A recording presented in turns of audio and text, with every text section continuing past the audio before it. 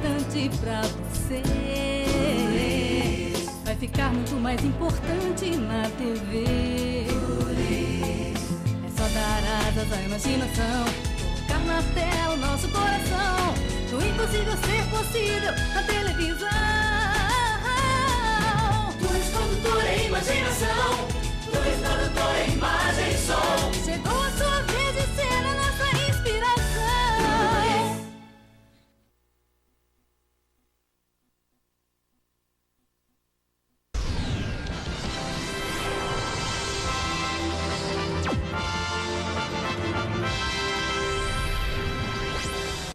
No primeiro semestre, alguns projetos votados na Câmara de Ribeirão Preto causaram polêmica. O aumento de 40% nos salários dos vereadores e no número de vagas resultou em muitos protestos com representantes de vários setores da sociedade civil.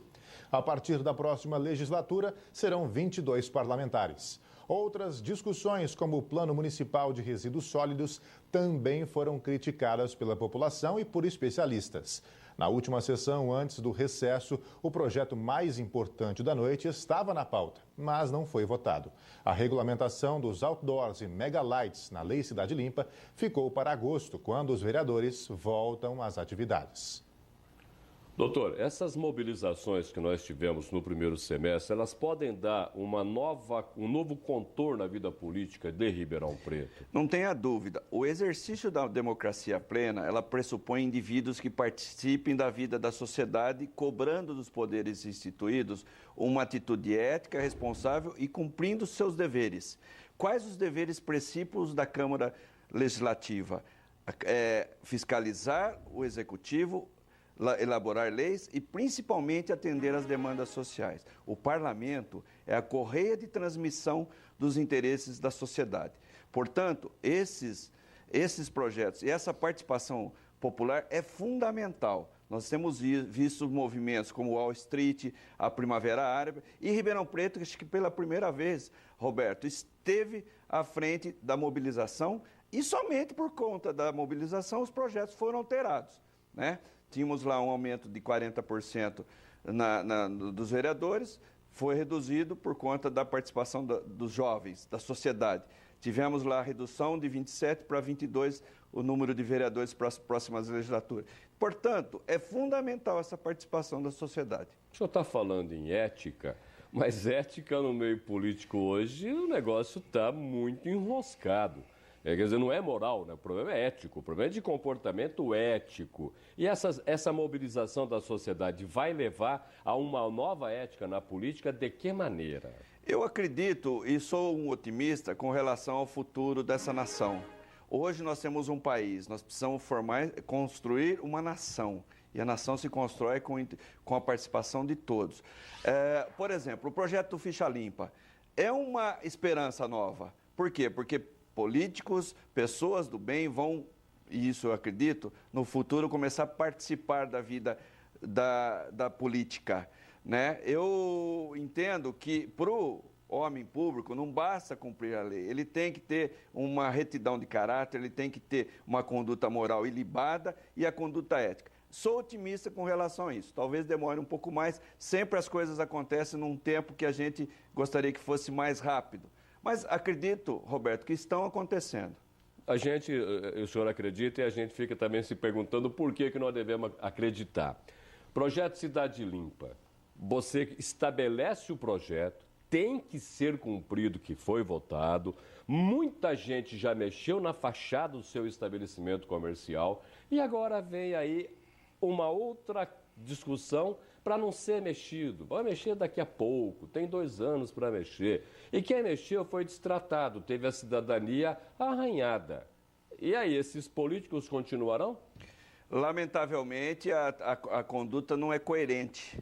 E quando a conduta não é coerente, cabe à sociedade analisar, refletir e, eventualmente, exercer o poder principal que ela tem, que é o voto. O voto não tem preço, tem consequência. E eu tenho dito diariamente para a sociedade, de um modo geral, procurar saber da vida dos candidatos, da vida pregressa, da vida ilibada, da conduta moral, ética, legal. E também aqueles que estão hoje no poder, serem ou não referendados na eleição de outubro. Então, cabe ao eleitor prestar muita atenção e conscientemente, junto lá com a sua consciência, no dia da eleição, dizer, bom, renovo o meu mandato a esse político, ou então não renovo o meu mandato porque ele foi uma frustração, ele me decepcionou ao longo desses 4 anos. O senhor está com uma cartilha de combate à corrupção, ela correu o Brasil. E Ribeirão Bonito deu exemplo, foi o primeiro grande exemplo no Brasil. O senhor acha que depois da instituição dessa cartilha, dela ter ganho o Brasil afora, o que mudou para a nossa região, o que mudou para o interior de São Paulo? Roberto, eu acho que o principal legado da Amarribo é mostrar para as pessoas que é possível, sim, é possível mudar. A Amarribo começou numa pequena cidade de 12 mil habitantes. A partir do lançamento do livro em 2003, da criação do site, nós passamos a receber demandas do Brasil todo e passávamos a responder essas demandas. E mais do que isso, viajamos o Brasil todo contando a historinha e estimulando, incentivando outras pessoas a criarem novas entidades. Então, hoje, são 220 no Brasil todo.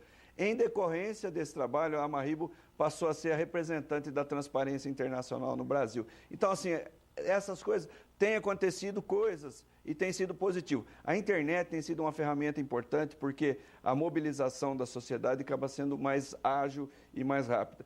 Então, assim, muita coisa está por vir, acredito eu, e eu acho que principalmente a juventude está mais participativa. Agora, tudo vai também da consciência política e da educação que nós precisamos colocar, principalmente a partir das crianças. O problema do lixo em Ribeirão Preto é sério.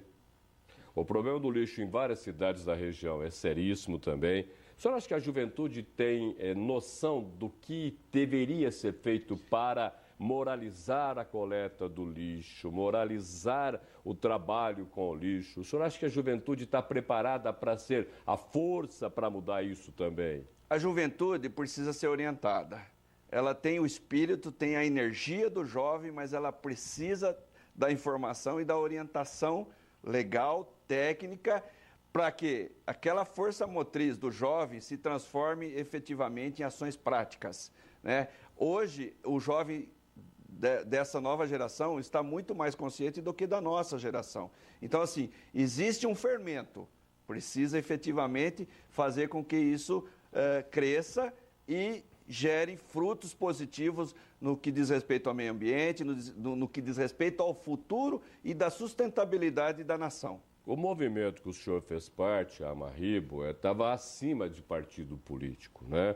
E ganhou todo o contorno forte que teve. O senhor acredita que o partido político está sendo questionado de tal maneira que ou o político faz a reforma partidária, reforma política, ou ele vai ser alguma coisa descartável no futuro para o perigo da democracia? Não tenha dúvida, o partido político hoje, ele talvez seja uma das instituições mais rejeitadas pela sociedade. E isso precisa ser revertido, porque o partido político, ele é peça fundamental da democracia. Então, a entidade, a Amarribo, ela tem no seu estatuto que não pode exercer política partidária. Eu acho que isso é importante para que a entidade inicie e se fortaleça. Agora, nada impede que ao surgir talentos que venham a ter o espírito público de efetivamente servir a sociedade, nada impede que pessoas que fazem parte da entidade se candidatem, se afastem da entidade e se candidatem. Porque o que o mais importante é o final, ter homens e mulheres com espírito público de servir a sociedade. Exercer um cargo, seja no executivo ou no legislativo, não é uma profissão, tem que ser um legado, tem que ser, o homem público tem que ter esse espírito de desprendimento do particular e pensar no coletivo. Aí sim eu acredito que nós estaremos no caminho certo de uma nova nação. Eu estaria provocando o senhor demais, dizendo que o senhor está sonhando muito com a atual conjuntura? Sim, eu acho que sim, eu acho que estou sonhando, mas na verdade a gente tem que começar a acreditar, né? Muita coisa precisa ser feita. infelizmente, mas felizmente também eu acho que é possível fazer. Muito bem. Doutor, muitíssimo obrigado pela sua presença no Jornal da Clube. Eu é que agradeço. Muito obrigado.